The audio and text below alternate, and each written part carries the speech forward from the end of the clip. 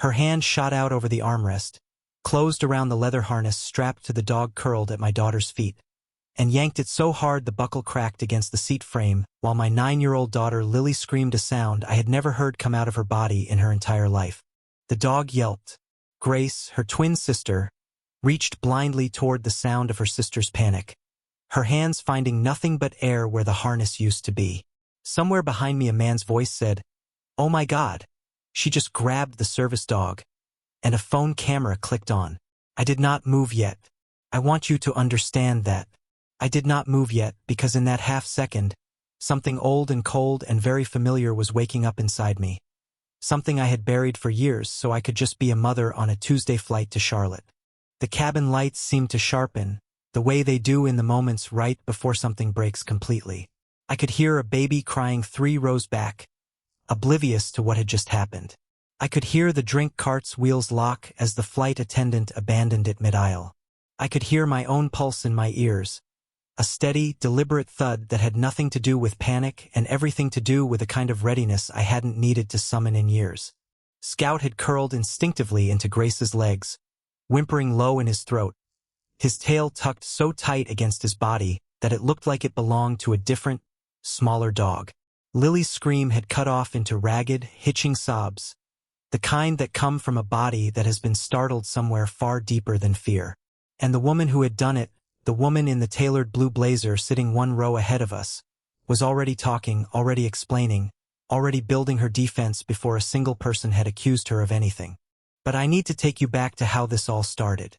3 hours earlier I was standing in the security line at Denver International with 2 backpacks, 2 boarding passes, and 2 girls who could not see my face but who knew, the second I got quiet, that something was wrong. Lily was humming the theme song from the cartoon she liked. Grace was counting the people in line by the sound of their shoes on the tile floor, a game she had invented herself at age 6 and never grown out of. Scout, our golden retriever guide dog, walked between them with the calm patience of an animal who had been bred and trained for exactly this kind of chaos. I had promised myself this trip would be simple. A specialist in Charlotte, 2 nights in a hotel, home by Thursday. I did not know yet that by the time we landed, my daughters would have met a kind of cruelty so specific, so surgical, that it would be filmed, uploaded, and watched by 9 million strangers within a week. I did not know that the woman boarding in seat 14C, adjusting her blazer and scanning the cabin like she owned the airspace itself, had already decided, before we even sat down, that my daughters were an inconvenience she intended to solve. What she didn't know, what none of them knew, was exactly who she had just made the biggest mistake of her life against. My name is Renee Calloway. I live in a quiet brick house in Arlington, Virginia, on a street where the neighbors wave but don't ask too many questions, which is exactly how I've always needed it. Most mornings I make 2 lunches with the crusts cut off because Grace says crust feels like sandpaper, and Lily insists on eating hers whole out of pure spite for her sister's opinion. I drive a minivan with a peeling bumper sticker from a school fundraiser 3 years ago that I keep meaning to scrape off and never do. There is a particular rhythm to raising 2 blind daughters alone that nobody warns you about ahead of time. A rhythm made of small repeated sounds. The tap of a cane against a door frame. The specific 2-beat knock Grace uses so I know it's her and not Lily. The way Scout's nails click differently on hardwood than on tile, so I always know exactly which room my house has swallowed my children into. I have learned to listen the way they listen. It has made me, I think, a better mother than I ever would have been otherwise, though I wouldn't wish the lesson on anyone.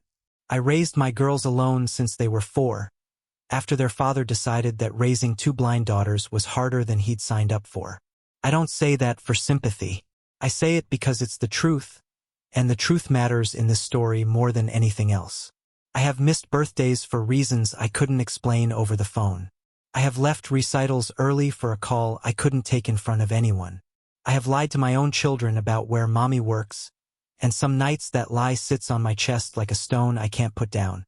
In my line of work, I had learned to stay calm in situations most people could never imagine. That's all I'll say about that for now. There are exactly 4 people outside of my direct chain of command who know what I actually do for a living. My daughters are not among them, not because I don't trust them, but because I have watched, over the years, how quickly a piece of information like that can reshape the way people treat a child. Teachers who suddenly handle them differently, other parents who start performing kindness instead of simply offering it. I have chosen, deliberately, to let my daughters grow up believing their mother has an ordinary, tiring job, because I want them to be loved for exactly who they are and nothing else. What you need to know is this. I love my daughters more than I have ever loved anything in this world, including whatever version of myself existed before them. And on that Tuesday, sitting in seat 14A with my girls beside me and our dog at their feet, I was not thinking about work. I was thinking about turkey sandwiches and Grace's shoe-counting game, and whether the specialist in Charlotte would finally have good news about the experimental treatment we'd been chasing for 2 years. My vulnerability, if you want to call it that, has always been guilt. Not the ordinary guilt of a busy parent, but a deeper, more specific kind. The guilt of a mother who has spent years unable to tell her children the whole truth about herself, who has watched other mothers volunteer for school field trips and felt something close to grief that she couldn't do the same. I carry that guilt everywhere. I carried it onto that plane in Denver, tucked behind the turkey sandwiches and the boarding passes, right where it always lives. People who meet me at school drop-off assume I work something ordinary, insurance maybe, or something in HR, the kind of job that explains a woman who is perpetually tired but never late. I let them assume that. I have let people assume that for 15 years. Ever since I first walked into a windowless briefing room in a building whose address I still don't say out loud at dinner parties. I learned early that the less interesting I seemed, the safer my daughters were, and safety, for me, has always outweighed the small vanity of being known for what I actually do. There is a version of me that exists only in classified briefings and secure conference calls. A version who has sat across tables from men who would frighten most people just by clearing their throats, and who has learned to keep her voice level no matter what numbers or maps are on the screen in front of her. That version of me does not disappear when I walk through my own front door. She just goes quiet the way an engine idles instead of shutting off completely, ready the moment she's needed, and utterly invisible the rest of the time. I had no idea I was about to need every single thing I had ever learned in a life I rarely spoke about out loud. Lily and Grace Donovan Calloway were born 11 minutes apart, and even now, at 9 years old, they still argue about which 11 minutes mattered more. Lily is the loud one. She narrates her own life like a sports announcer, and she has never once seen a reason to whisper when she could just as easily be heard from across the house. Grace is the quiet one, the noticer, the one who can tell you what mood you're in by the way you breathe before you've said a single word.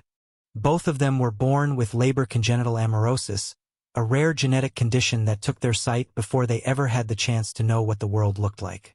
I used to grieve that for them. I don't anymore, not really, because they have never once described their lives as something missing. Grace told me once, completely matter of fact, "I don't need to see the sky to know it's there, Mom. I just need someone to stop stepping on my dog." Lily's third personality trait, the one that always makes strangers fall in love with her within about 90 seconds, is her absolute refusal to let anyone feel sorry for her. She has turned "I'm blind" into the opening line of at least a dozen jokes I've heard her tell to bus drivers, waitresses, and one extremely confused substitute teacher. Grace's third trait is the opposite kind of gift. A stillness that makes people around her go quiet too, the way a candle makes a room feel calmer just by existing in it. That dog is Scout. He is 4 years old, built like a small blonde bear, and more disciplined than most adults I have met in my professional life. He was placed with the girls 14 months ago after 18 months on a waiting list, 2 rounds of training, and 1 home visit where the trainer watched Grace and Lily interact with 3 different dogs before quietly telling me, "Scout picked them." That's not how it's supposed to work, but that's what happened. Lily has a habit of narrating what Scout is doing at all times, even when nobody asked. Scout's ears just went up. She'll announce to an empty room. Grace has a quieter habit. She counts Scout's breaths when she's nervous, resting her hand flat against his ribs until her own breathing slows down to match his. It is the single most effective anxiety tool either of my daughters has ever had, more reliable than any medication a doctor has ever prescribed.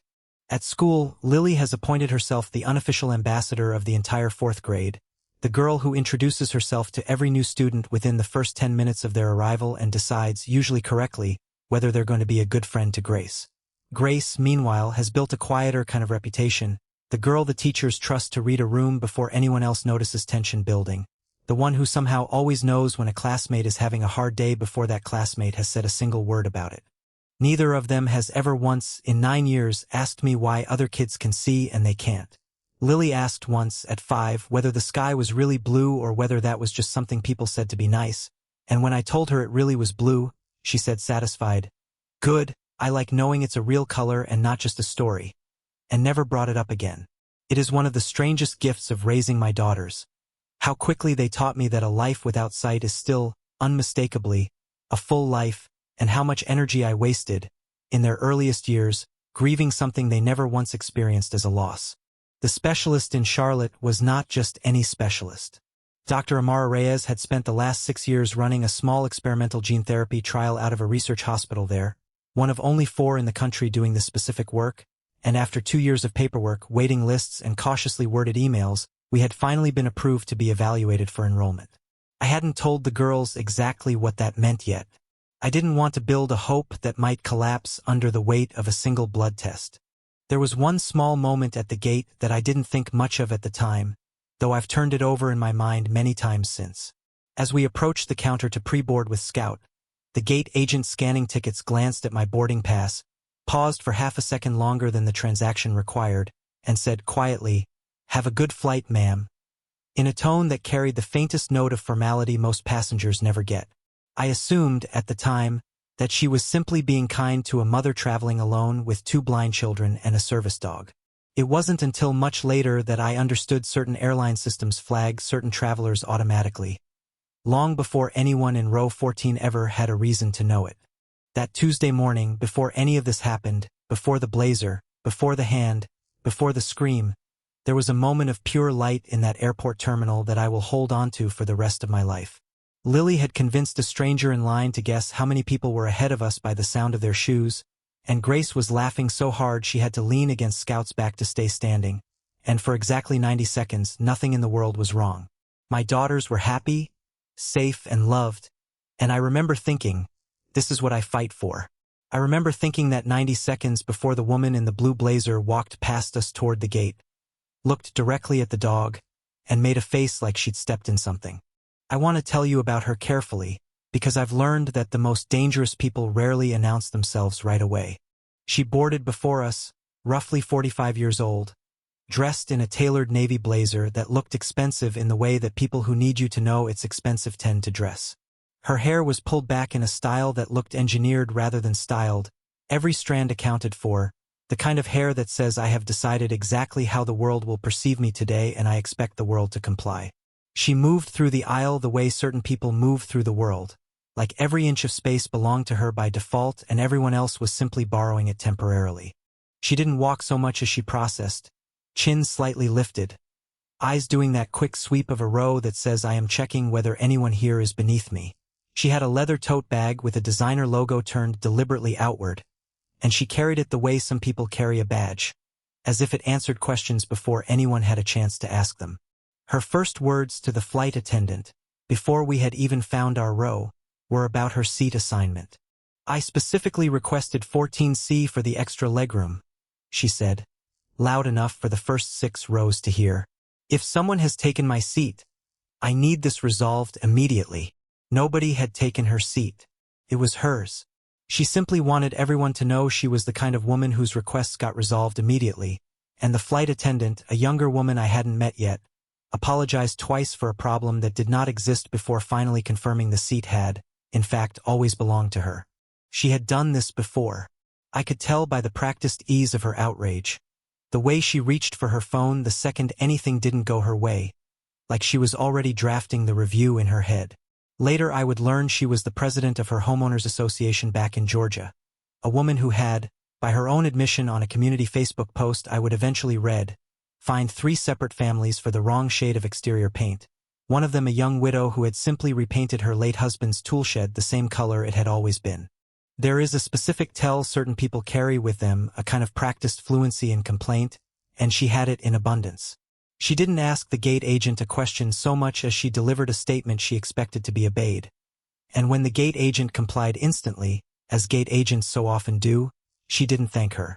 She simply nodded once, the way you'd acknowledge a vending machine that finally dispensed your snack correctly, and moved on toward the jet bridge without a backward glance. I noticed, too, the way she positioned her tote bag on the overhead bin shelf before anyone else's luggage could go up, angling it just so, claiming the space the way she seemed to claim everything, as if ownership were simply a matter of arriving first and declaring it loudly enough. A younger flight attendant offered to help her lift it, and she waved the offer away with the same dismissive flick she would later use on Diane's allergy packet. The gesture of someone who has decided help is beneath her rather than simply unnecessary. She noticed my daughters and their dog the moment we sat down in row 14, one row behind her. I watched it happen in real time. The flicker of calculation behind her eyes, the way her jaw tightened, the way she leaned toward the aisle to get a better look at Scout settling onto the floor between Lily and Grace's feet. She was deciding something. I didn't know yet what, but I knew the look. I had spent a career reading faces for exactly that kind of decision. Her first direct line to me came before the plane had even pushed back from the gate. She turned around in her seat, her blazer catching the cabin light, and said, "That is a very large animal for such a small space. I hope you're aware some of us paid for comfort on this flight." I told her, as calmly as I could manage, that Scout was a certified service dog for my daughters and that he would be lying flat and quiet for the entire flight. She looked at me the way you'd look at someone explaining a parking ticket they clearly deserved. "I'm sure he's very well behaved," she said, in a tone that made it very clear she believed the opposite. "But I have severe allergies, and frankly, I think people abuse this whole service animal thing far more than airlines want to admit." Lily, sitting beside me, went very still. Grace's hand found Scout's ribs. "Ma'am, I promise you, he's not going to bother anyone," I said. "He's trained specifically for flights. He won't move, he won't bark, he won't shed on you. My daughters need him to navigate the aisle, the jet bridge, and the terminal in Charlotte. He's not a comfort item. He's medical equipment with a heartbeat." She made a small sound in her throat, somewhere between a scoff and a sigh, and turned back around without responding, which I mistakenly took, in that first stretch of the flight, for the end of the conversation. I gave her a moment in this early stretch of the story where she looked almost human, and I want to be honest that I saw it because it's the only reason what came later feels as impossible as it does. When the flight attendant came by to do the safety check, the woman glanced at Grace's cane folded against the seatback pocket, and for just a second, her face softened into something that looked almost like recognition, almost like a memory surfacing from somewhere she didn't like to visit. "My mother lost her sight before she passed," she said quietly, mostly to herself. For that single moment, I felt something like sympathy toward her, some fragile bridge of shared human experience stretching across the gap between our rows. Then, just as quickly, the softness closed back up like a door slamming in a draft. "But that doesn't mean everyone gets a free pass to bring their pets everywhere," she added, loud again, performing for the row, and whatever bridge had briefly existed between us collapsed as fast as it had appeared. That was the last human moment she had for the rest of the flight. The seatbelt sign turned off 20 minutes into the flight, and that was when she made her first real move.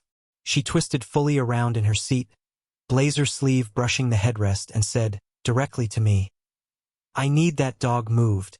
I can feel him breathing on my ankle through the gap in the seats, and it is deeply unsanitary." I told her, evenly, that Scout was trained to remain completely still and that there was no way he could reach her ankle from where he was positioned. I offered to ask the flight attendant if there was another open seat that might give her more space if the proximity truly bothered her allergies. I was doing what I had trained myself to do my entire adult life: de-escalate first, always, before anything else. She did not want de-escalation. She wanted an audience. "I don't think you understand," she said, her voice climbing half an octave, loud enough now that the row across the aisle turned to look. "I have documented health conditions. I shouldn't have to sit here and suffer because someone decided their emotional support animal situation trumps my actual medical needs." "He's not an emotional support animal," I said. "He's a task-trained service dog for 2 children with a visual disability. That's a legally protected distinction." "Legally protected," she repeated, like the words tasted bad in her mouth. "Everything is legally protected these days. Meanwhile, people like me just have to sit here and deal with it." A flight attendant named Diane, a woman in her 50s with the exhausted patience of someone who had worked every kind of difficult passenger imaginable, came down the aisle at that point and crouched slightly beside our row. "Ma'am, is there a problem I can help with?" she asked, and her eyes flicked briefly to Scout, then to Grace's cane, then back to the woman in the blazer. "Yes, there's a problem," the woman said, jabbing a manicured finger toward our row. "That dog needs to be moved to the cargo hold or somewhere I can't smell it. I have severe allergies and I am not going to spend the next 2 hours suffering because of someone else's lifestyle choice." Diane's face didn't change, but her voice got very precise, the way people's voices do when they're choosing every word carefully. "Ma'am, federal law requires us to accommodate service animals in the cabin. He's not going anywhere, and honestly, from here, he looks like the best-behaved passenger on this flight." A few people laughed quietly. The woman's face went the color of a bad sunburn. "This is exactly the problem with this country," she said, to no one and everyone. "I ask for a simple accommodation for my documented condition, and somehow I'm the villain." Diane offered, gently but firmly, to bring her an allergy relief packet from the first aid kit if her symptoms were genuinely bothering her. An offer the woman waved away with a dismissive flick of her wrist, which told me everything I needed to know about how real those allergies actually were. "I don't need a packet," she said. "I need the dog moved, or moved to a different flight, or honestly, I don't even care at this point. I just need someone on this crew to take my discomfort seriously for once." "Ma'am, I do take it seriously," Diane said, her patience visibly costing her something now. "That's why I'm offering you an allergy packet and telling you honestly that the dog isn't going anywhere. Those are the two things within my control." The woman scoffed and turned back toward the window, muttering something about corporate policies over common sense. And Diane straightened, gave me a small, tired nod that said I've seen this 100 times, and continued down the aisle with her cart, though I noticed she glanced back over her shoulder twice before she reached the galley. Somewhere in the back of my mind, in the part of me that never fully turns off no matter how many turkey sandwiches I make or recitals I attend, a very old, very quiet alarm had already started ringing. I had spent years learning to read the shape of a threat before it became one. I recognized the shape now. This wasn't about allergies. This wasn't about legroom. This was about a woman who had built her entire identity around being obeyed, sitting one row in front of two little girls who couldn't see her face and therefore couldn't be intimidated by it, and that, more than anything else, seemed to be what she couldn't tolerate. She crossed a line 20 minutes later that I still think about at night. Lily, completely unaware of the tension simmering one row up, had reached down to check on Scout, resting her hand on his collar the way she always did when the cabin got loud, a habit that calmed her more than it calmed him. The woman turned fully around again, watched Lily's hand on the collar, and said, loudly enough for half the cabin to hear, "See, this is exactly what I mean. If she can reach over and touch him like that, he's clearly not doing his job properly. I don't even think that child actually needs him. I think this whole thing is a scam so you can bring your pet on the plane for free." Lily's face crumpled. She is the loud one, the narrator, the girl who has never once been afraid to take up space in a room, and in that moment, for the first time in longer than I could remember, my daughter went completely silent. That silence did something to me that her scream, an hour later, never could have. I asked her, as calmly as I have ever asked anything in my life, to please lower her voice, because my daughter could hear every word and did not deserve to be talked about like she wasn't there. The woman's eyes flicked to me, and something in her expression shifted, some final decision locking into place behind her eyes. She had found her target, and she had decided my calm was weakness rather than restraint. "Oh, I have plenty to say," she told me, leaning further over the seatback, close enough now that I could smell her expensive perfume. "I paid for a peaceful flight. I did not pay to be lectured by someone who clearly can't control her own child, let alone her dog." The man across the aisle, a big guy in a Carolina Panthers hoodie with a voice like gravel, finally spoke up. "Ma'am, with all due respect, maybe just let the kid pet her own dog." His accent was pure Piedmont, Carolina, unhurried and blunt. "Ain't hurting nobody." The woman spun toward him like he'd personally insulted her ancestry. "This doesn't concern you," she snapped. "Kinda does." he said, unbothered. Seeing as I'm sitting right here listening to you yell at a 9-year-old. A younger woman 2 rows back, dressed for a business trip, leaned into the aisle with the particular directness I have only ever heard from people raised within 50 miles of Manhattan. Yeah, honestly, ma'am, you've been going at this family for 20 minutes over a dog that hasn't made a single sound. Maybe let it go. An older woman near the window across the aisle, soft-spoken with a flat, unhurried Midwestern vowel to her words, added quietly, "There's an awful lot of empty seats up in first class if the smell's really the problem, hon?" It wasn't said unkindly, but it landed harder than either of the other 2 comments, precisely because it was so calm.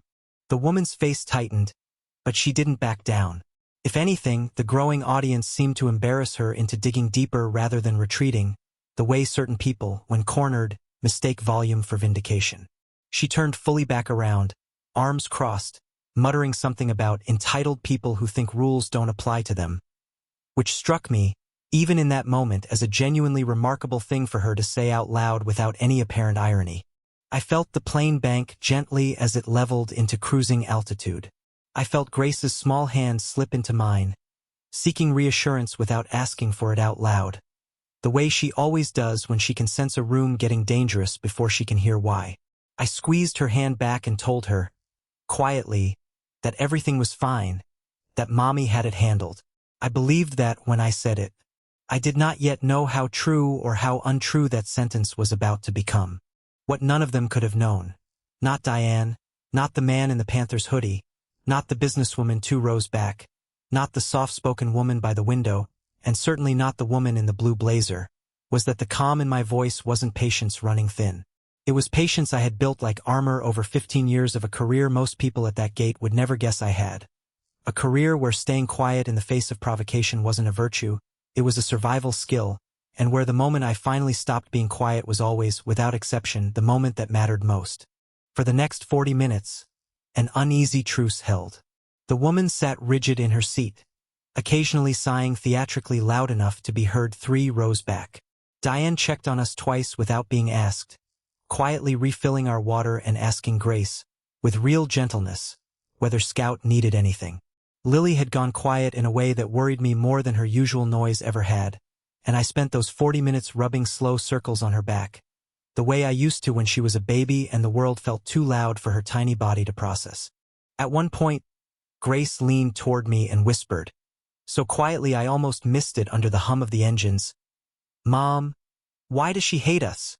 We didn't do anything." I didn't have a good answer for her in that moment, not one that a 9-year-old deserved to carry on to a specialist appointment about her own eyes. So I told her the only true thing I could offer, that some people are scared of things they don't understand, and that being scared doesn't give anyone the right to be cruel, but it sometimes explains why they try. Lily, listening from my other side, added her own theory in the flat, matter-of-fact tone she uses for things she's already decided are true. "I think she's just mean," she said. "Some people are just mean, Mom. Not everything has to have a reason." I have thought about that sentence more times since that flight than I can count, because in the end, my 9-year-old daughter turned out to be exactly right. Then the drink cart came through, and everything I had been holding together came apart in about 11 seconds. Diane had just set down a cup of water on Grace's tray table when the woman in the blazer, apparently deciding she had waited long enough for an apology that was never coming, reached across the gap between the seats. She reached over. Her hand closed around the leash where it looped near Lily's ankle, and then she pulled. Hard. Scout yelped, a short, sharp sound of genuine pain, his back legs scraping against the floor as the harness twisted unnaturally against his shoulder. Lily's whole body jerked forward with the force of it, her seatbelt catching her hard across the hips, her scream tearing out of her before she even understood what had happened. Grace, blind to everything except sound, reached wildly toward her sister's cry, her hand slapping against empty air where Scout's collar should have been, panic rising in her voice as she called out, "Lily? Lily, what happened? Where's Scout?" "I was just moving him out of the aisle," the woman said, too fast, too loud, already building her defense before anyone had even accused her of anything. "He was practically tripping people. He had not been in the aisle. He had been exactly where he was supposed to be, curled beneath my daughter's feet, exactly where a trained service dog is supposed to lie for an entire flight. The harness had cracked against the seat frame hard enough to leave a visible gouge in the leather, and Scout, whimpering now, had curled tighter against Grace's legs, his tail tucked flat against his body in a way I had never once seen from him in 14 months. The man in the Panther's hoodie was already standing, phone out, recording. "She just yanked that dog like a piece of luggage," he said, loud enough for the whole cabin to hear. "I got it on video, ma'am. I got the whole thing." A woman across the aisle gasped audibly and pressed a hand to her mouth. Someone else, an older man near the window, muttered, "Good Lord," under his breath, and I heard at least 2 more phones click on around us.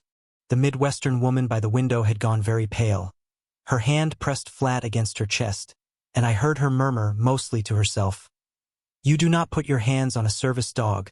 You just don't." Behind us, a teenager traveling alone had leaned so far into the aisle to see what was happening that a flight attendant gently asked him to sit back down, though even she was craning to see. Lily was sobbing now, the kind of sobbing that comes from a body that has been startled somewhere deeper than fear, somewhere closer to betrayal. Grace had both hands pressed flat against Scout's ribs, counting his breaths the way she always did, except her own breathing was ragged and uneven, and she kept whispering, "It's okay. It's okay. It's okay," in a voice that made it very clear she did not believe it yet. Diane was there within seconds, kneeling in the aisle, one hand steadying the drink cart and the other reaching gently for Scout's harness to check the strap. "Ma'am, you cannot put your hands on a service animal," she said, her professional calm finally cracking into something sharper. "That is a federal violation, and frankly, that dog looks hurt." "He's fine," the woman snapped. "I barely touched him. This whole family is being dramatic." "Ma'am, I watched you pull that leash with both hands." The businesswoman 2 rows back said, standing now, her own phone raised, "I have it on video. Don't tell us what we didn't see." A woman traveling with an infant in the row directly behind us had unbuckled halfway out of her seat before catching herself, torn between comforting her own child and reaching toward Grace and Lily. "Is there anything I can do?" she asked me, and I remember being struck, even in the chaos, by how many strangers on that plane had responded with instinct toward my daughters instead of indifference. The gravel-voiced man in the Panther's hoodie had moved his own seatbelt aside and half risen into the aisle, phone steady, his voice hard now in a way it hadn't been earlier. "You don't touch a working dog," he said, directly to her, no accent softening it this time. "Doesn't matter how mad you are. You don't touch the dog." I had reached my limit exactly at the moment my daughter's scream ended and her sobbing began, and everything after that happened in a kind of underwater slow motion that I remember with total clarity. I turned in my seat. I looked at her directly for the first time since we'd boarded, and something in my face must have changed, because the man in the Panther's hoodie later told a reporter that he saw a woman's whole demeanor shift like a switch got flipped. The woman in the blazer, misreading my sudden quiet for the same weakness she'd misread all flight, leaned forward with a smile that had absolutely no warmth in it and said the line that would end up as the thumbnail of this entire video, the line 9 million strangers would eventually see in bold yellow text over a still frame of her face. "Maybe next time," she said, "you'll think twice before bringing your little charity project onto a flight with actual paying passengers." She sat back, satisfied, certain she had won. She had no idea what she had just done. I did not raise my voice. I did not unbuckle my seatbelt. I did not say a single word for almost 90 full seconds, and I want you to understand that the silence itself was the loudest thing that happened on that airplane. Diane, still kneeling in the aisle with her hand on Scout's trembling side, looked up at me, and something passed between us. Some recognition she couldn't have explained even if you'd asked her. I turned to Grace first. I put my hand over hers on Scout's ribs and told her very quietly that her brother, that's what she calls him sometimes, her brother, was going to be okay, that Mommy was handling it, that she needed to keep counting his breaths for me because it helped him just as much as it helped her. Grace nodded, her lips still trembling, and pressed her palm flatter against Scout's ribcage, and I watched her small chest slowly begin to match the rhythm of his breathing, in and out, until some of the panic drained out of her shoulders. I turned to Lily next and wiped her face with the sleeve of my cardigan and told her the same 3 words I have told her every single time the world has been unkind to her since she was 4 years old. I've got this. Lily looked toward the sound of my voice, her sightless eyes searching for something she couldn't see but somehow always found anyway, and nodded once, hard, the way she does when she's decided to trust me completely with something she can't verify for herself. Then I reached for the small phone in my jacket pocket, the one I do not use for turkey sandwich logistics or school pickup schedules, the one with exactly 4 contacts saved in it, and I made a single call that lasted 11 seconds. I said 4 sentences into that phone. I will not tell you exactly what they were, not yet, but I will tell you that Diane, standing 3 feet away, went very still the moment she heard the tone of my voice change, and that by the time I hung up, her posture had shifted from professional concern into something closer to alertness, the kind of alertness you only see in people who have spent a career learning to recognize a chain of command even when it isn't wearing a uniform. I did not raise my voice at the woman in the blazer. I looked at her, and I said 1 sentence, quietly enough that only she and the row around us could hear it. You should probably stop talking now. She laughed. She actually laughed, a short, sharp, incredulous sound, and turned to the businesswoman 2 rows back as if inviting her to share the joke. Oh, is that a threat? She said, loud enough for the whole cabin again, performing right up until the very end. Are you going to call someone? Please, go ahead. Call whoever you want. I'll have your dog removed from this flight before we land, and there is absolutely nothing you can do about it. She believed, in that moment, completely and totally, that she had one. She settled back into her seat, arms crossed, chin lifted in that same entitled tilt she'd worn since boarding, and I watched her scan the cabin one more time, checking for witnesses to her victory the way she'd been checking for witnesses to everything else all flight. She caught the eye of the businesswoman across the aisle and gave a small, satisfied shrug, as if to say, you see what I have to put up with. She did not notice that Diane had quietly stepped away toward the front galley, murmuring something into the handset mounted near the bulkhead. She did not notice the captain's voice, a moment later, coming low and brief over the intercom, addressing the crew rather than the passengers, in a tone that had gone from routine to careful in the space of a single sentence.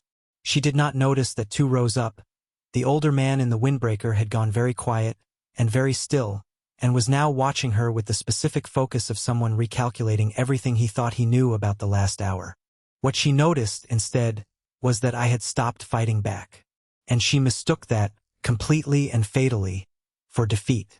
For a few minutes, the cabin fell into a strange, suspended quiet, the kind that settles after a storm has passed but before anyone knows for certain that it's really over. Lily's sobbing had softened into hiccuping breaths against my shoulder. Grace had gone still, her hand never once leaving Scout's ribs, counting silently, her lips barely moving. The woman in the blazer, apparently satisfied that her point had been made, pulled a magazine from the seatback pocket and began flipping through it with the studied indifference of someone who believed the matter closed. I remember looking down at my hands in that quiet stretch and noticing they weren't shaking. I remember thinking that was strange, given everything, and then realizing it wasn't strange at all. It was simply what happens when a part of you that has been dormant for years finally wakes back up and remembers exactly what it's for. I reached into my jacket. I placed it on the tray table. She looked down at it, and for the first time since she had boarded this flight, she went completely silent. It took her a moment to understand what she was looking at. The credential was small, dark blue, unremarkable in size but unmistakable in its lettering to anyone who had spent time around federal security. A name, a photograph, and beneath it, in raised gold script, the title I had spent 15 years building a life around never having to explain to strangers on an airplane. National Security Advisor. My real one, the one I use, sat back home in a locked drawer in Arlington. This one, the field credential I carry for exactly this kind of unplanned exposure, was enough. Diane returned to the row at that exact moment, and I watched her eyes drop to the tray table, then snap back up to my face with an expression I can only describe as a soldier suddenly realizing which officer they'd been talking to the entire time. "Ma'am," she said to me, and her voice had changed entirely, formal now, careful. "Is there anything else you need from us right now?" "Just some space," I said quietly, "and someone to look at the dog's shoulder." The woman in the blazer stared at the credential for a long 5 seconds without moving, without breathing, it seemed, and then her mouth opened and closed twice before any sound came out. That can't be real," she said. But her voice had lost every ounce of the volume it had carried for the last hour. Confusion first. Then, as she looked again at the seal, at Diane's changed posture, at the older man in the windbreaker who had gone rigid in his seat, disbelief. "You're not. There's no way you're actually." "I am," I said. "And you just assaulted a service animal, verbally harassed 2 children with a documented disability, and did all of it in front of a federal official and at least 4 passengers currently recording video. So I'd sit very still for the rest of this flight if I were you." Recognition came next, spreading across her face like cold water, and I watched every performance she had put on for the last hour. The outrage, the allergies, the wounded indignation. Collapse in real time into something much smaller and much more afraid. Panic arrived last, and it arrived completely. "I didn't know," she said, her voice cracking now, all the volume gone, replaced with the particular desperation of someone realizing an audience they'd been performing for had just become a jury. "I would never have, if I had known you were." "You'd have known I was a mother?" I said. "With 2 blind daughters and a dog that never once made a sound before you put your hands on him. That should have been enough." Nobody in that cabin spoke for what felt like a very long time. Then the older man in the windbreaker, quiet the entire flight, finally said, in the flat, unhurried tone of someone from somewhere in the middle of the country who does not waste words when a few will do, "Well, I reckon that about settles that." The man in the Panther's hoodie exhaled a short laugh of disbelief and said, mostly to himself, "I knew something was off about her the second she started up. Didn't figure it'd be this." The businesswoman 2 rows back had gone quiet too, her phone still recording, though her expression had shifted from outrage to something almost reverent. The look of someone realizing they were witnessing a story they'd be telling for years. The captain's voice came over the intercom 2 minutes later, calm and measured but unmistakably direct. "Folks, we've been made aware of an incident in the cabin. I want to assure everyone that we are in contact with ground authorities, and this will be handled appropriately upon landing. Please remain seated and follow crew instructions." It was the only time the entire flight that his voice addressed the passengers directly rather than the crew, and I noticed, even in the chaos of that moment, that he had chosen his words with real care. The remaining 40 minutes of that flight were the strangest of my life. The woman in the blazer sat rigid and silent, occasionally attempting to say something to me or to Diane and getting nowhere each time. "I have a lawyer," she tried once, weakly, and Diane, without even turning around, said, "That's between you and the federal agents who'll be waiting at the gate, ma'am." She tried a different angle a few minutes later. "I have a very good relationship with this airline. I fly with them constantly." Diane's response was simple and final. "Then you'll understand why we take this seriously." She tried once more, quieter now, almost pleading, directed at me instead. "Please, I have children of my own. I didn't mean any harm. I was just having a bad day. I looked at her for a long moment before I answered, and when I did, my voice was not angry. It was not triumphant either. It was simply final. "You had a bad day," I said. "And you decided 2 9-year-old girls who can't see your face were the ones who should pay for it. That's not a bad day. That's a choice. And you're going to spend a long time living with the consequences of it." She had nothing left to say after that. She turned to face forward, shoulders drawn in tight, and did not speak again for the rest of the flight. Not to me, not to Diane, not to anyone. I noticed, somewhere over the last 30 minutes of descent, that she had begun to cry quietly, without turning around, without asking for anyone's sympathy, and I felt something complicated in my chest that I still haven't fully untangled. Not forgiveness, exactly, but something closer to recognizing that consequences, once they arrive, don't need my help to finish their work. We landed in Charlotte 31 minutes later, and the moment the plane reached the gate, everything moved with the kind of coordinated precision I had spent my career building around me without ever fully explaining to my daughters why it existed. 2 transportation security officers boarded before the seatbelt sign even turned off, followed closely by an airport police officer and a representative from the airline's ground operations team. all of them moving directly toward row 14 with the specific urgency of people who had already been thoroughly briefed. The woman in the blazer was asked to remain seated while the rest of the cabin deplaned, and I want to tell you, the cabin did not hurry past her the way passengers usually shuffle off a plane, eyes down, minds already on baggage claim. Instead, nearly every single person in that cabin turned as they passed her row. The man in the Panther's hoodie stopped entirely, looked her dead in the eye and said, "Hope it was worth it," before continuing down the aisle. The businesswoman from 2 rows back paused just long enough to say, "I hope you think about this every single time you get on a plane for the rest of your life." The Midwestern woman by the window paused too, and in her quiet, unhurried voice said only, "You had every chance to just be kind, hon. Every single one." The older man in the windbreaker didn't say anything at all.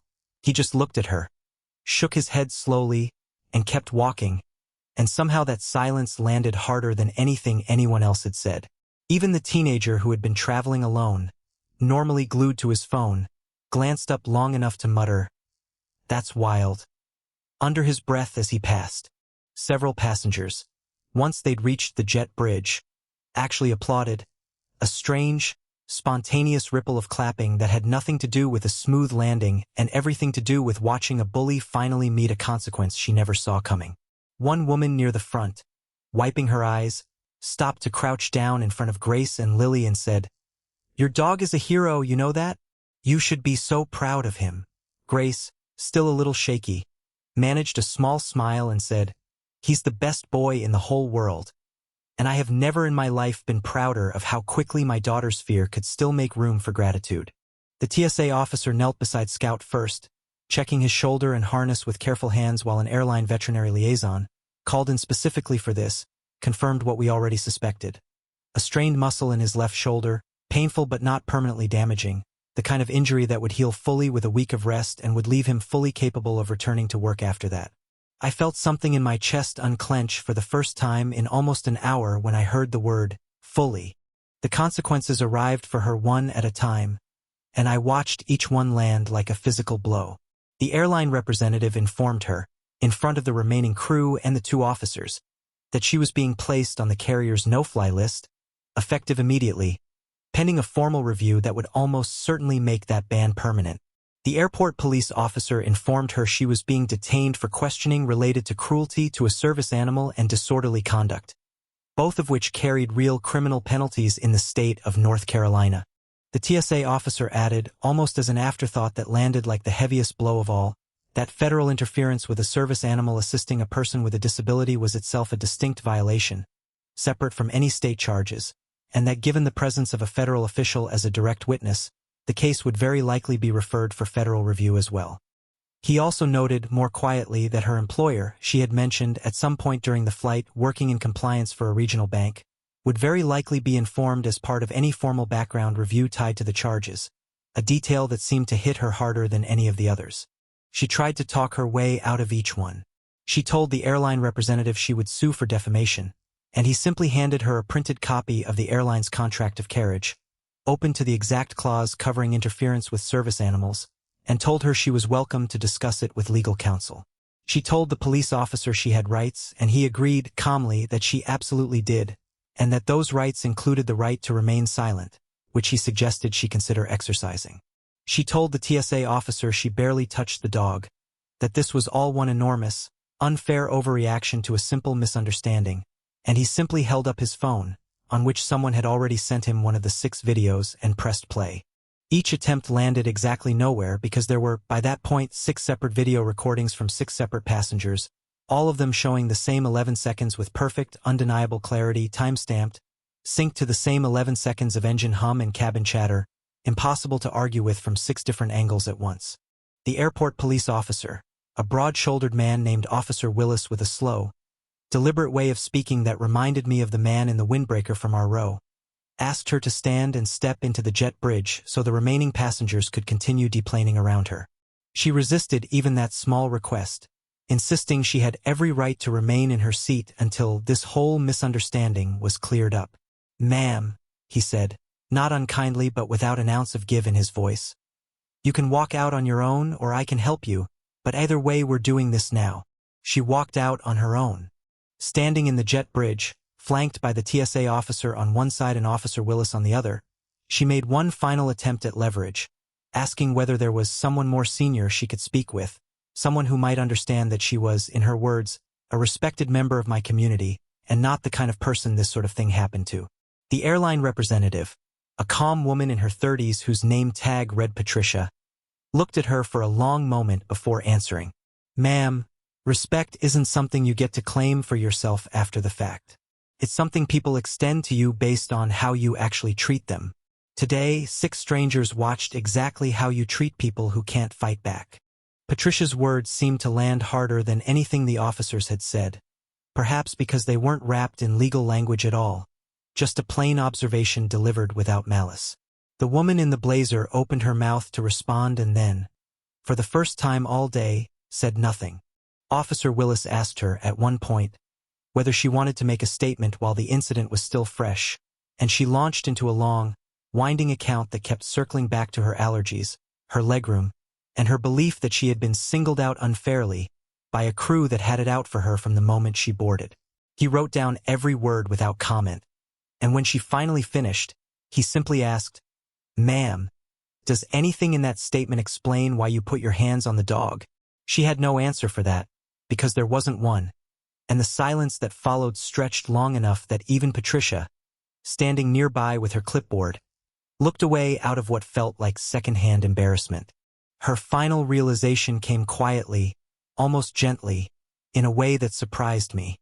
It happened when the airport police officer read her the specific violation number for interference with a certified service animal, and I watched something in her face finally understand, not the legal consequence but the human one.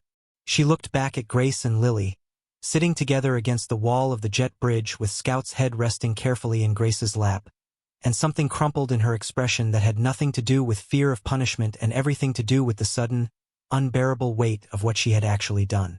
"I ruined my own life over a dog," she said, mostly to herself, in a voice I almost didn't recognize as the same one that had been shouting about legroom 2 hours earlier.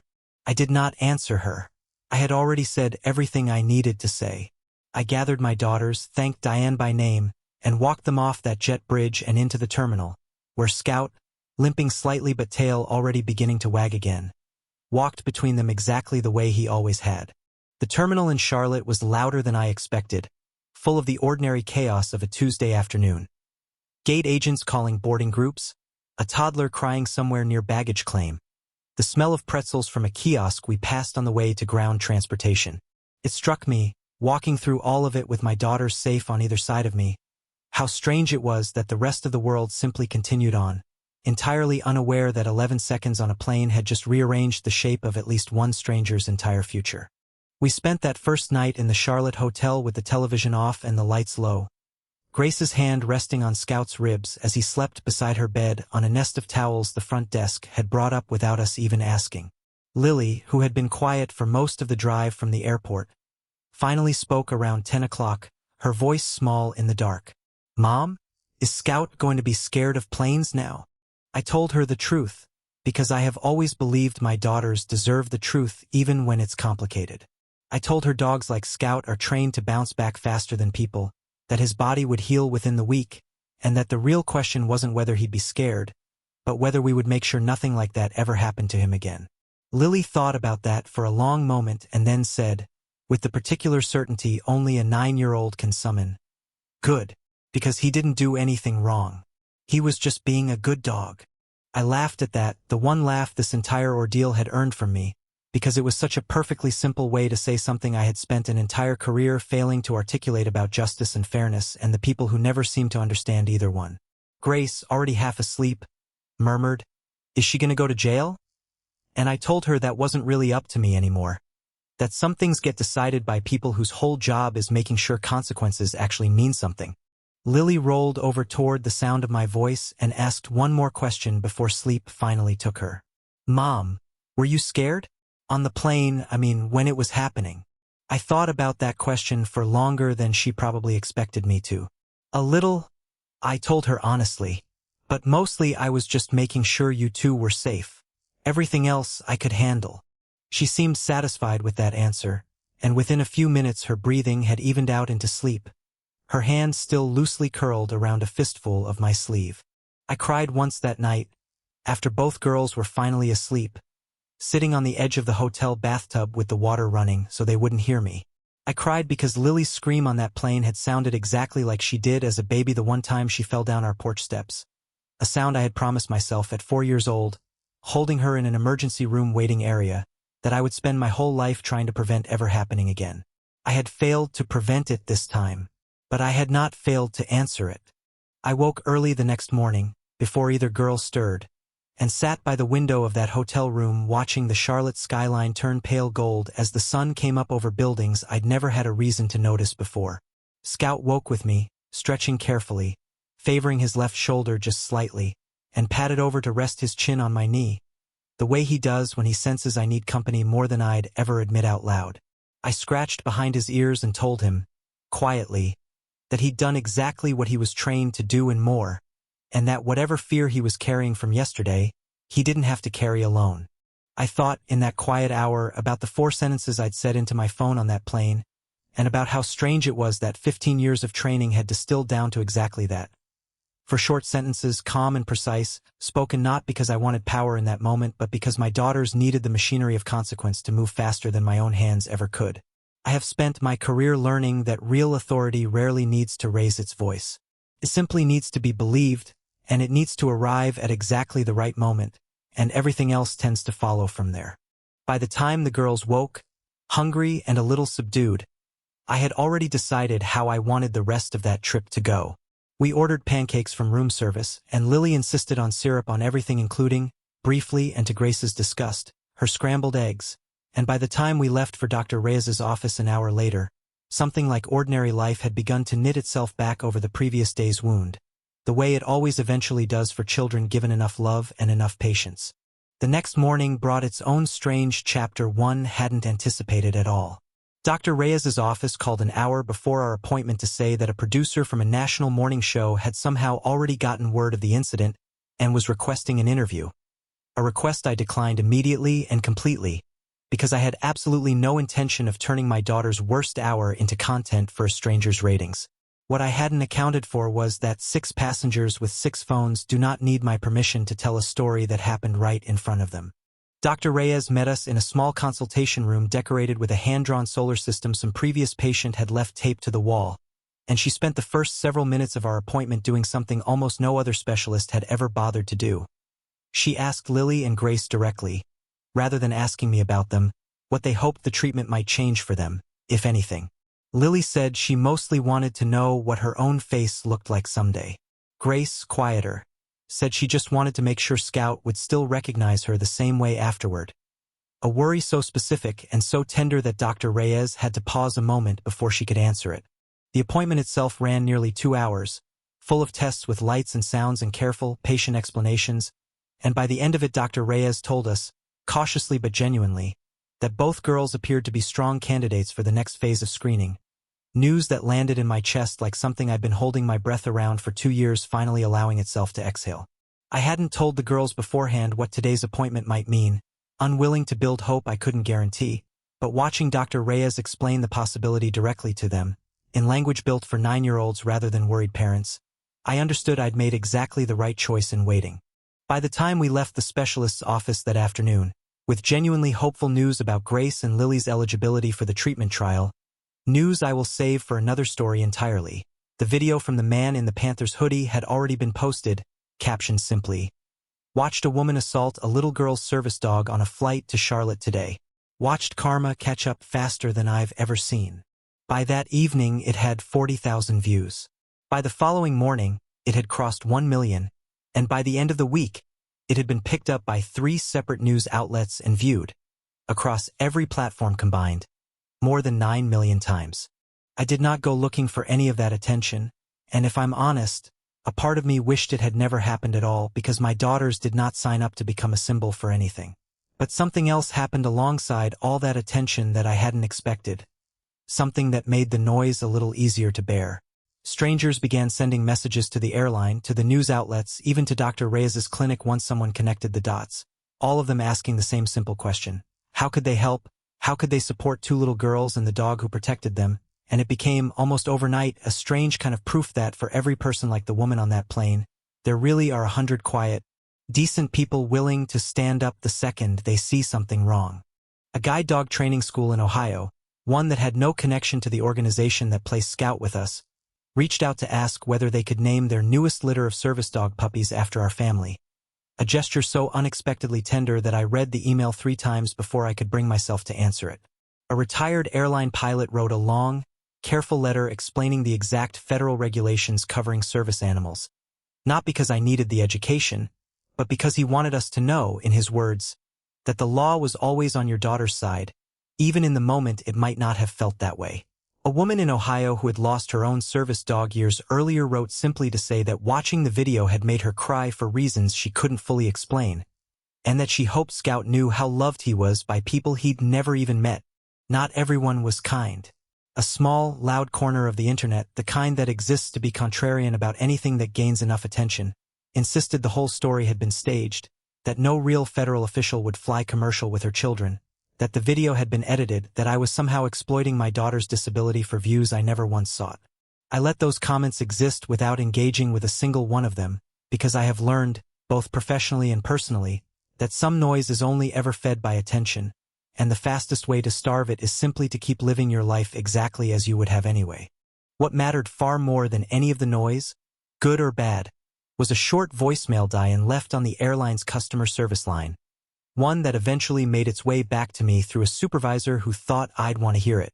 In it, she said simply that in 22 years of flying, she had never once seen a passenger handle a crisis with more restraint or more precision, and that she hoped, whatever job title actually belonged to me, that the country was lucky to have someone like that quietly doing it.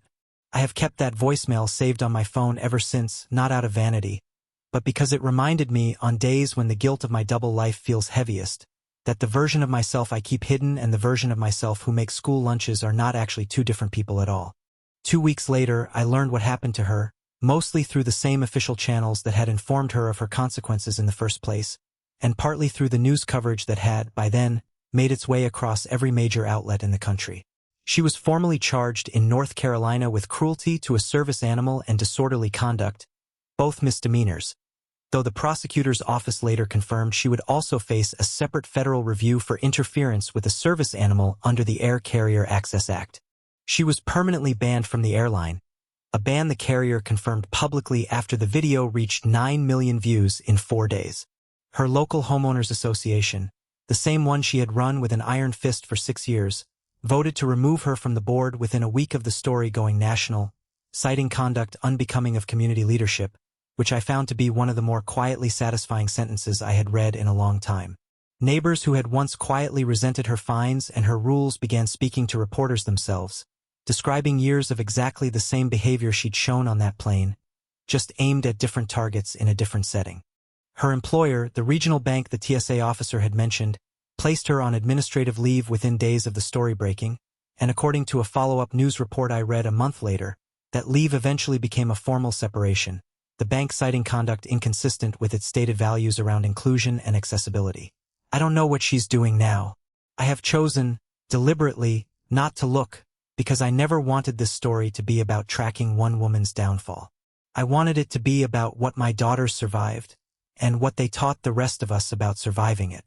I never learned to think of her name without a small flinch, and I have chosen not to include it here, because this story was never really about her. It was about my daughters, and about a good dog who never once complained through any of it, and about the specific, particular kind of cruelty that certain people reserve for anyone they believe cannot fight back. For months later, I received a call from the district attorney's office in Mecklenburg County, letting me know the case had reached its resolution. I hadn't expected to feel anything in particular when I heard the news, but standing in my kitchen with the phone against my ear, I found myself gripping the counter a little tighter than I meant to. She had pleaded guilty to both misdemeanor charges rather than risk a trial, accepting a sentence that included a suspended jail term, 100 hours of community service, and a restitution payment covering Scout's veterinary care and the girls' counseling sessions in the weeks after the flight. The prosecutor asked whether I wanted to submit a victim impact statement, and though the charges technically named the airline and the animal rather than my daughters directly, I said yes without hesitating. I wrote 4 paragraphs, and I kept every single one of them free of anger, because anger was never really what this story needed.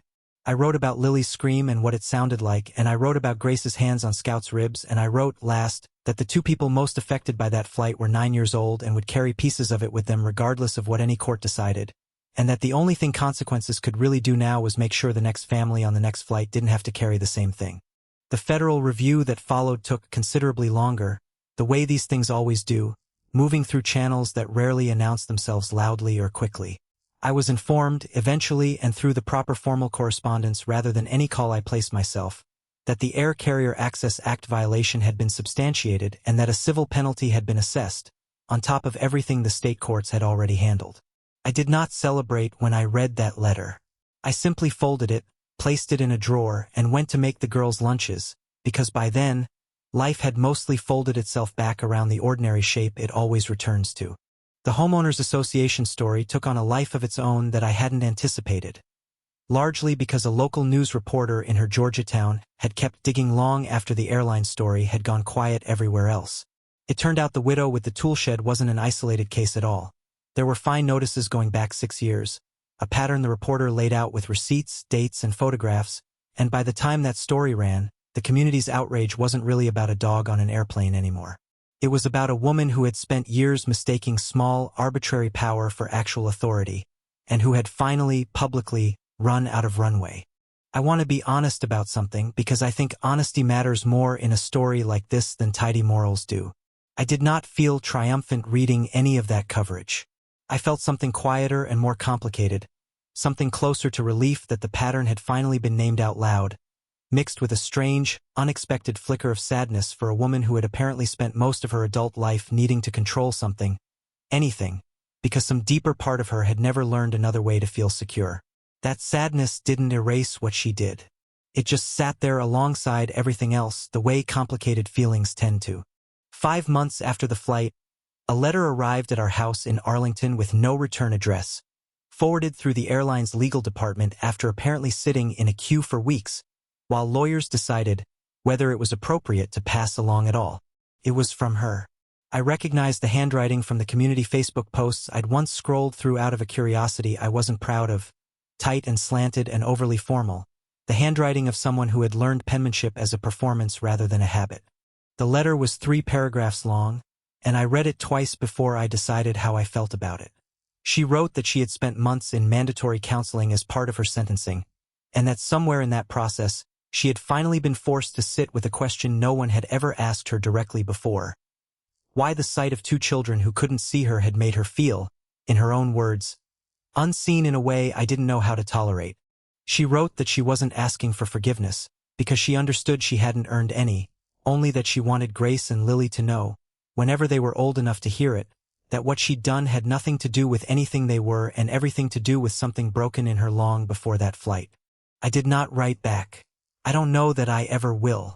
But I kept the letter, tucked into the same drawer as my credential and the folded copy of the Federal Review, not as a trophy, and not as forgiveness, but as a strange, complicated proof that consequences, when they land hard enough and long enough, occasionally manage to crack something open in a person that punishment alone rarely reaches. Whether that crack ever grows into anything real is not a story I get to tell, because it isn't mine to tell anymore. 6 months after the flight, we boarded a plane again, this time bound for a follow-up appointment with Dr. Reyes, and I will admit I felt my whole body go tight the moment we stepped onto that jet bridge, a tightness I hadn't expected and didn't love feeling. Lily, sensing it the way she senses everything about my moods before I've said a word, reached for my hand and said with total confidence, "It's gonna be fine, Mom. Scout's got this. You've got this. We've got this." Grace, on my other side, simply rested her palm against Scout's harness the way she always does before a flight, steady, unbothered, entirely sure of her own safety in a way that made something in my chest ease.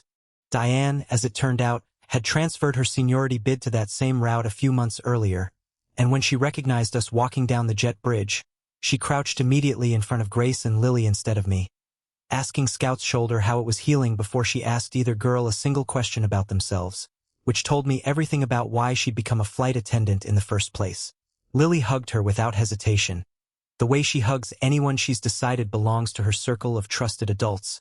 And Grace, quieter, simply said, "Thank you for helping Scout," in a voice so sincere that Diane had to blink hard a few times before she could answer. That flight was, in every way that mattered, blessedly boring. A different airline, a full cabin, a flight attendant who greeted Scout by name because the crew had clearly been briefed, and 2 hours of turbulence-free sky in which nothing happened at all except Lily narrating Scout's every twitch and Grace quietly counting his breaths for the simple comfort of the ritual rather than out of any real fear. Somewhere over Virginia, Lily leaned over and asked whether I thought the plain lady was watching television somewhere, wondering whether anyone would ever make a show about what happened to her. I told her I honestly had no idea, and that it didn't much matter to us either way because our story had already ended the way it needed to, with Scout healthy, with both of them safe, and with a whole cabin full of strangers on that very first flight who had chosen, unanimously, to be decent when it counted. Scout healed completely within 9 days, exactly as predicted, and returned to full working duty the following week, walking my daughters into their new school semester with the same steady, unbothered confidence he had carried since the day he chose them in that trainer's waiting room. The training organization that placed him with us reached out shortly after the story broke, not for publicity, but simply to check on him, and the trainer who had originally matched him with the girls told me, quietly, that she'd never been more certain she'd made the right call. Lily has since told the story of the plain lady to approximately every adult who will listen, usually embellishing the ending slightly more each time, until in her most recent version the woman was personally escorted off the plane by 3 federal agents and a police dog, neither of which actually happened, but I've stopped correcting her, because I understand now that this is simply how a 9-year-old processes something frightening into something she can survive telling out loud. Grace tells it only once, quietly, to people she trusts, and always ends the same way. But Scout's okay. That's the only part that matters. A few weeks after we returned home, Grace asked me a question I hadn't been prepared for, sitting at our kitchen table while I packed lunches with the crusts cut off exactly the way she likes them. "Mom, do you think she'll ever say sorry? Like, actually sorry, not just because she got caught." I told her I honestly didn't know, that some people only ever learn to be sorry about consequences and never quite manage to be sorry about the people those consequences were built to protect. Grace considered that for a long moment and then said, with the same quiet certainty she brings to everything, "I hope she figures it out someday. Not for her. For the next dog she meets." I think about that flight more than I expected to. I think about how easy it would have been for me to stay silent the entire time, to let my job title remain the secret it had always needed to be, to simply request a seat change and avoid the entire confrontation the way I have avoided so many other things in my life that required more of me than I wanted to give. I think about what it means that my daughters, who cannot see the world, were still the ones who saw exactly who that woman was long before anyone else on that plane did. I think, too, about Diane, the flight attendant who never once wavered in defending 2 children she'd met an hour earlier, and about the man in the Panthers hoodie whose first instinct was to start recording instead of looking away, and about the quiet Midwestern woman by the window whose calm, unhurried words landed harder than anyone's shouting. I think about how a plane full of strangers, given the choice between comfort and decency, chose decency almost unanimously, and how rare and how precious that choice turned out to be. I have gone back over that 11 seconds more times than I can count, replaying the exact moment her hand closed around Scout's harness, and I have asked myself more than once what I would have done differently if I could rewind the whole flight and start again. The honest answer is almost nothing. I would still have tried to de-escalate first. I would still have given her the moment in section for where she looked human, because I believe, even now, that everyone deserves at least one chance to choose differently before the story remembers them for the choice they actually made. I would still have waited until the moment truly demanded it before I reached into my jacket. What I would change, if I could, is simpler than any of that. I would go back and tell my daughters the second we sat down in row 14 exactly how much I loved them, not because anything was wrong yet, but because I have learned, in this line of work and in this life, that the ordinary moments are the ones worth saying it in, not just the ones where everything falls apart. I tell them now, every single day, whether anything is wrong or not, because 11 seconds taught me how quickly an ordinary Tuesday can turn into the story you tell for the rest of your life. Grace asked me once, months after all of this had quieted down, whether I thought the woman from the plane ever thought about us the way we sometimes still thought about her. I told her I honestly didn't know, and that it wasn't really my job to imagine her life for her anymore. Grace considered that with the same careful stillness she brings to everything, and then said, I hope wherever she is, she's nicer now. Not because of what happened to her. Just because it's better to be nice. I don't know that I've ever heard a more complete philosophy of justice than the one my 9-year-old daughter delivered from the back seat of our minivan on a random Tuesday afternoon. Here is the only thing I'll say by way of a lesson, because I don't believe in lecturing anyone, least of all people who have already lived through their own version of this story. The people who assume kindness as weakness are always, eventually, proven wrong by exactly the kind of quiet they least expect. My daughters don't need eyes to know who the good people are in any room they walk into. They never have. And neither, it turns out, do I.